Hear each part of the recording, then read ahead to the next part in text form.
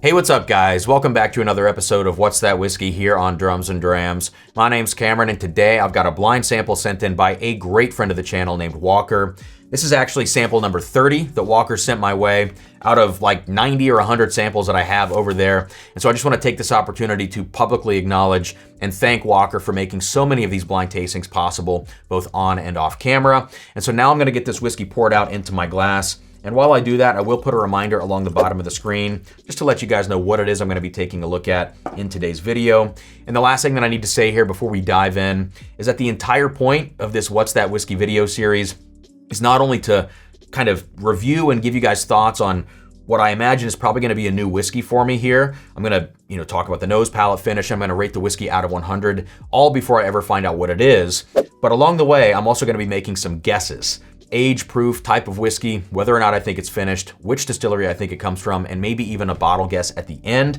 And then right before I do the final reveal out of this reveal envelope, I'm gonna lock those guesses in, throw them up on the screen, and then you guys can see just how right or how wrong I was. It's either gonna turn green, yellow, or red. The fun of this series is not only to review this whiskey, but it's also to make these guesses and sometimes get a lot of things right and sometimes fall flat on my face. Even though a lot of people think that I cheat at these things, there are plenty of episodes where I completely just whiff on every aspect of the whiskey. And so we're gonna dive into this now. It's a very dark color. I'm excited. Walker is known to send very, very good samples and just really cool stuff. Dusties, other world whiskeys, and just all sorts of things. But when you see a color like this, and honestly, I don't really look at legs that often, but this whiskey is clearly sticking to the glass. It looks very oily, so I'm excited. Let's go to the nose now and see what we get. All right, so the first thing that I'm noticing about this whiskey on the nose is just how dark of a profile it has. It really reminds me of like some old school MGP single barrels from, 10 plus years ago. The Smooth Ambler stuff, the Blonde Brothers, Bell Mead. I'm sure there are many other NDPs that were bottling that stuff back then. But this has that old school MGP darkness to it where you have, yes, a lot of dark fruit notes, but you also have kind of like this savory charred oak and almost tar-like quality. And that tar note is what really stands out to me about whatever this whiskey is on the nose. Like the dark fruits and all of that kind of stuff, and maybe even a little bit of this cola profile. That's great. I love it. It makes me think of old school MGP and maybe a few other things as well. But then you get that addition of that tar note. It's this unmistakable quality. And I'm not saying right away that I think this is necessarily old school MGP, because there's also this weird funk that I'm getting too. Almost like an Irish whiskey, like shortbread note that you can pick up on Irish whiskeys. Also some backbone Irish whiskeys that are coming out even present day have this note. And so I guess I'm just saying a whole bunch of stuff here at the beginning. The point is, really dark, lots of dark fruit, lots of cola. The tar note is the differentiating factor in here that's making me go, maybe this is old school MGP. Maybe it's an Irish whiskey because of this funky shortbread sort of note that I'm getting. And so I have no more answers here than what I started with, and I'm gonna go back to the nose and keep digging into this thing.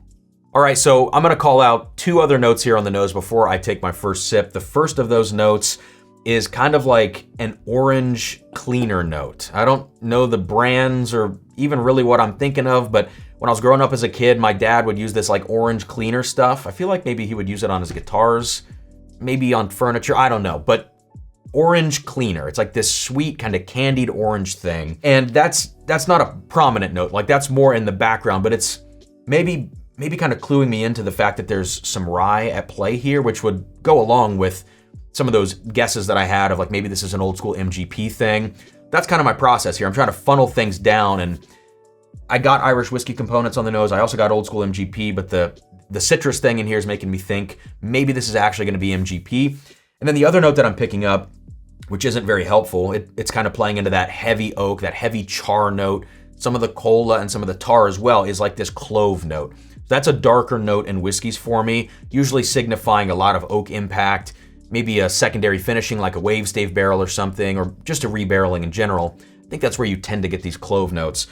So still not sure what I'm working with here. Like literally the type of whiskey is unclear to me. And so that's scary territory. That usually lines me up to fail pretty hard in some of these What's That Whiskey videos. So let's go to the palate now. Cheers.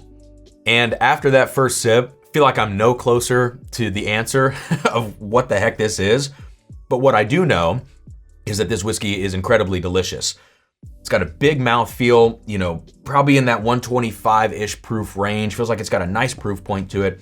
Great viscosity, great texture on the palate too. There's a heaviness, but also a slight bit of like this gritty texture at play. And when you get a whiskey that has a little bit of that grit to it, and it's not overdone where it feels like sandpaper on your tongue, I think it's a really positive thing because it just adds another dimension of complexity, not only to the flavor profile, but also to the drinking experience itself. However, as I go back to the nose here, I'm starting to pick up a little bit more of that citrus thing. And I was actually picking up spice and citrus on the palate, which are kind of cutting through that really heavy oak presence that I'm getting here. I can't shake the fact that I'm getting these like shortbread and like Irish cream notes that remind me of Irish whiskey. But at the same time, there's just something about this that's reminding me of an American whiskey, now even more on the nose, but also with the spice profile on the palate, I felt like it was very, you know, reminiscent of an American sort of drinking experience. So I've got to do one more sip before I start to boil things down and hopefully make a few somewhat decent guesses here. All right, back to the palate. All right, so after that second sip, my heart and my brain are in two different places here. So I know I've been leaning towards this being an American whiskey, some sort of like old school MGP profile. And my brain and my better judgment is still there. But my heart and my knee-jerk reaction to this that I just cannot get away from is that this is some sort of Irish whiskey that's been rebarreled into new charred American oak. That is probably not the case. And so while most of the time my knee-jerk reactions are more correct than when I overanalyze it, I'm still gonna go against my knee-jerk here. And I guess I'm gonna make like a backup guess that this is some sort of Irish rebarreled into American oak. Maybe it's like a backbone or something like that. And then my real guesses, because I'm getting all the cola, I'm getting the citrus, I'm getting the tar notes and everything else. My real guesses that I'm gonna put up on the screen now are that this is a 10-year single barrel of MGP bourbon at 122 proof, not finished, and it's a Smooth Ambler Old Scout single barrel. And so I don't know if I'm gonna end up regretting this here, but before I do the final reveal, and by the way, just before we do that, I sat here for like 20 minutes retasting this thing. So if in that video cut between the first and second sip, you see the levels go down on both of these, I just kept retasting this and I kept fighting myself about it. But I didn't want to leave any of that in because it's like so much dead time. But before I do this final reveal, I have to rate this whiskey. And honest to God, this is an excellent whiskey. Like, to me, this is a 90 or 91. And I think my score today for this is gonna be just a solid 90. I think this is right, like crossing into that threshold of being an exceptionally good whiskey. Great mouthfeel, the great texture, good complexity, all the kind of flavors that I like. And I have no idea what it is. And so with that said, we've got the rating, we've got all the guesses. It's time to do the reveal. So let's see what we have here.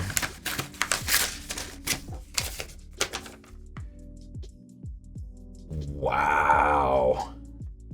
Hey, honestly, this is pretty interesting.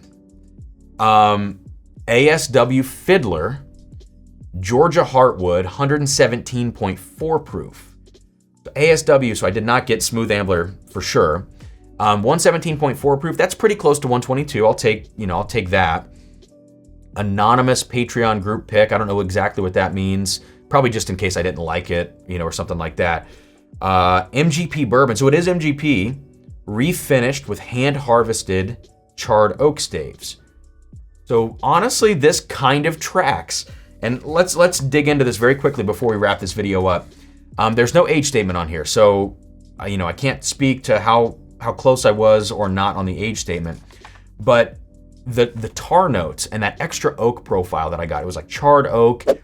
And again, like it reminded me of a backbone Irish whiskey, not only because of the Irish whiskey note that I got in here, which was that Irish cream and that shortbread, but also because of that oak presence that you get on those backbones. And those backbone Irishes, again, are rebarreled into new charred American oak. I don't know what kind of barrels they are. I don't know what the char level is, but Nolan over at Backbone is a master at rebarreling stuff. And because this had some of those same notes, it makes sense that it's finished with these charred oak staves. Like, whatever staving they used here really played nicely with the base whiskey. And so I think that's where you're getting that tar note and that extra oak char influence. The thing that I don't know about here is that like shortbread note. And my only thought now is that this is probably a younger bourbon than it smells and tastes like, because maybe that Irish whiskey sort of component that I'm picking up on is not coming from obviously the base distillate being an Irish whiskey, but maybe it's coming from youth. Maybe this is a younger MGP single barrel that's still carrying with it some of those vanilla yeasty kind of notes, but that have been like mostly finished out of the whiskey with those staves that are adding that tarry, oaky kind of charred profile. I don't know. I'm gonna do my best to figure out which group pick this was and if there was some sort of age statement that could accompany this.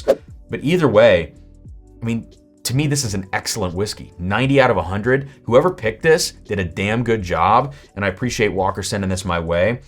Let me know, guys, if you've tried any of this ASW Fiddler, Georgia Heartwood stuff, if you have any insights as to the oak that's being used here, the char level, what kind of oak it is, and anything like that. Drop it in the comments below. Like, comment, subscribe. Please check out the Patreon as well. Thank you, Walker. Cheers, guys. This was a battle. I sat here and filmed this video for like 40 minutes. I'm looking at my runtime now.